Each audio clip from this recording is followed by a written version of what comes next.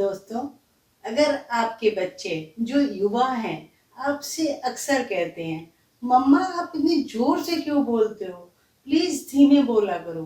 पापा आप इतनी जोर जोर से शाउट करके क्यों बात करते हो, धीमे बोलो, हमें आपकी बात धीमे बोलने से भी समझ में आती है। या आपको लगता है कि आपके बच्चे आपस में जब बात करते हैं हर समय फुस आकर बात करते हैं, जिससे कि आप ना सुन लें और आपको मन में तरह तरह की आशंकाएं घूमने लगती हैं कि पता नहीं बच्चे क्या बात कर रहे हैं। अगर ऐसा ही कुछ है तो ये वीडियो आपके लिए है। नमस्कार मित्रों, आज मैं अपने उन मित्रों से बात करने वाली हूँ जिनकी एज 50 से ऊपर, 55, 60, 65 या और भी अधिक है। और अगर आपकी एज कम है और आपके माता पिता की एज लगभग इतनी ही है तो ये वीडियो आप भी देख सकते हैं। मित्रों, जरा सोच कर बताइए, क्या आपको आजकल टीवी का तेज वॉल्यूम सुनना अच्छा लगता है? टीवी देखना तभी अच्छा लगता है जब उसमें तेज वॉल्यूम हो, खूब तेज आवाज आ रही हो। क्या अक्सर ऐसा होता है? अगर ऐसा होता है तो आपको थोड़ा सा सोचने की जरूरत है।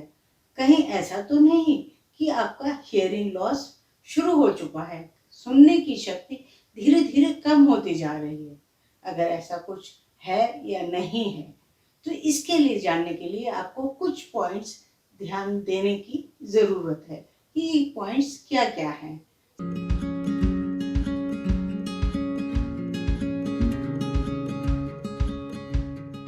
सबसे पहली बात कि आपको कई बार ऐसा लगता है कि आप 3-4 लोगों के बीच में बैठे हैं तो वो 2 लोग आपस में बुदबुदा कर बात कर रहे हैं जो आपको समझ में नहीं आ रही है।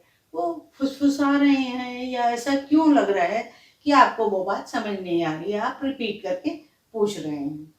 दूसरी बात, अगर आप किसी शोर वाली जगह पर हैं, मार्केट में हैं, रेस्टोरेंट में हैं और किसी अपने फ्रेंड के साथ, हस्बैंड या वाइफ के साथ हैं और आपको उसकी बात समझने में दिक्कत आ रही है और आप उसको रिपीट करने को कहते हैं।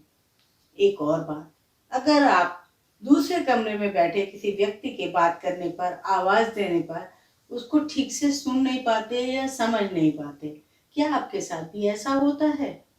अगर ये सब चीजें आपके साथ हो रही हैं तो आपको लगता है कि शायद हियरिंग लॉस होता जा रहा है, आपकी सुनने की शक्ति कम होती जा रही है। कुछ और पॉइंट्स देखिए दोस्तों, कुछ और भी चीजें ऐसी होंगी जिनके साथ आपको बदलाव महसूस हो रहा होगा। जैसे आपको लगता होगा कि जब आप खुले में सुबह उठते हैं तो चिड़ियों की चहचहाट की आवाज आनी बंद हो गई है, आजकल चिड़ियां चहचहाती ही नहीं है। या बारिश की जब बूंदें पड़ रही हैं, बारिश की टप टप की आवाज जो सुनाई देती थी वो आपको सुनाई नहीं देती। या आपके पीछे से कोई बात करता है, अगर आवाज देता है तब तो आपको सुनाई आता है, लेकिन जब वो बात कहता है वो बात आपको समझ में तब तक नहीं आती जब तक कि आप पीछे मुड़कर देख नहीं लेते।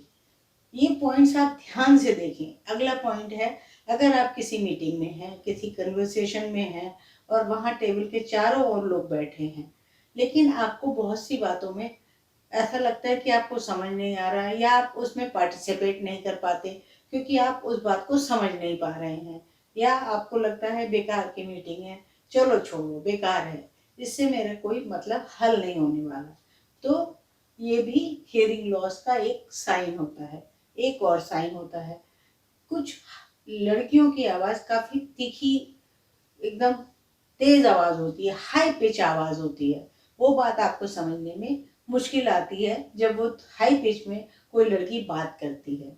कुछ हाई पिच वर्ड्स भी होते हैं, लेटर्स भी होते हैं जो समझने में मुश्किल आती है अगर हियरिंग लॉस हो रहा हो, जैसे एफ, एच, एस।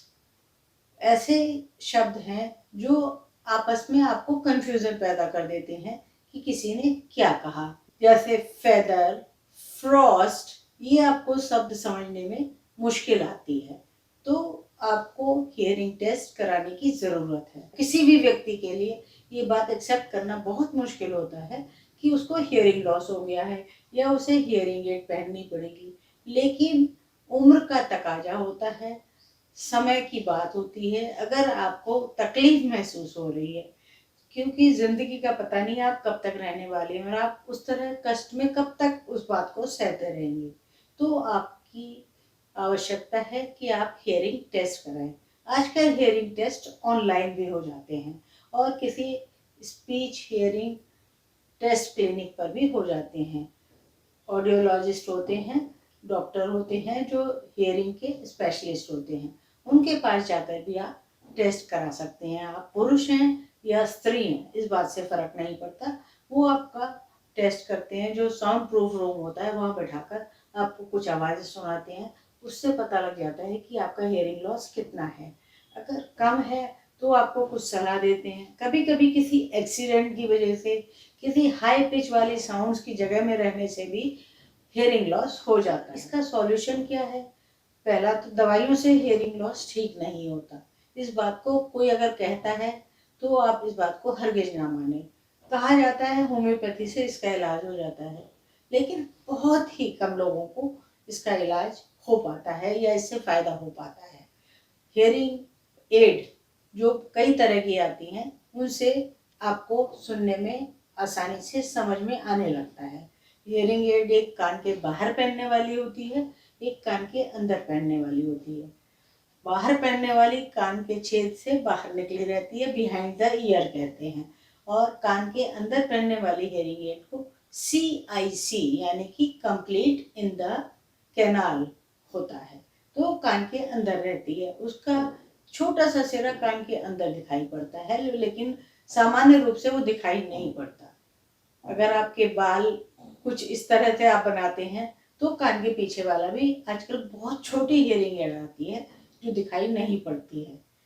तो आप जाइए, अगर आपको कोई तकलीफ लगती है और आपको लगता है कि आपकी हियरिंग लॉस हो रहा है तो टेस्ट कराइए। और अगर हियरिंग लॉस नहीं है और किसी वजह से कान में मैल जमा हुआ था या किसी और वजह से आपकी हियरिंग प्रॉब्लम हो रही थी तो सॉल्व कीजिए। देखिए आपकी ज़िंदगी कितनी आसान हो जाएगी।